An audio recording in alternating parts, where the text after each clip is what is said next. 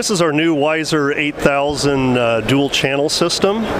This has data rates up to 8 kilohertz and can handle 2 input channels. It's a very high resolution system, can measure strains down as low as 0.01% of full scale.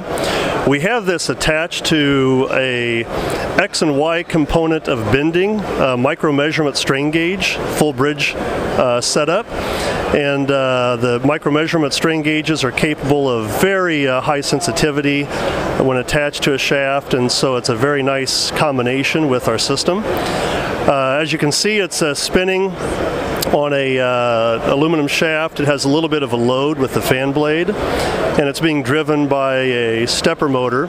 The stepper motor has an ability to introduce vibrations. One of the advantages of our system is that it's really measuring torsional vibrations and is isolated from vibrations that might be felt through the structure, as is typically done when measuring vibrations on a rotating device. So we're actually measuring both X and Y components. That lets us know the bending component of the shaft, not only the magnitude but also the direction of bending, and can then detect whether or not there is a vibration going on. As you look over at the graph of data, it shows the 2 channels, and the top graph is showing you the raw data coming off of the 2 channels.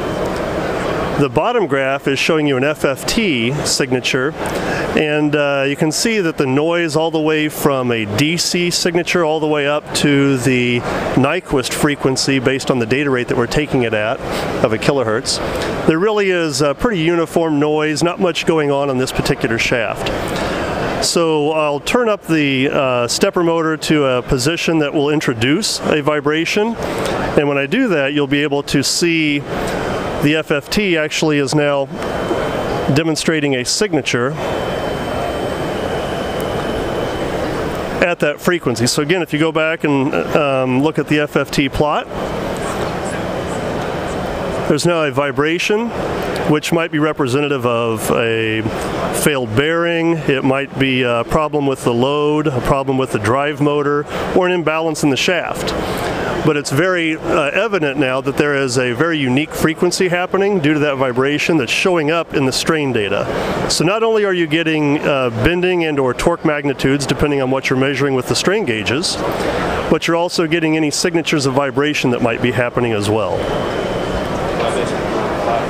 Again, these vibrations are well isolated from the structure of the machine, and due to the high precision of the micro measurement strain gauge, we're able to capture those through the dual channel WISER 8000 system and demonstrate that there's a performance issue with this particular component.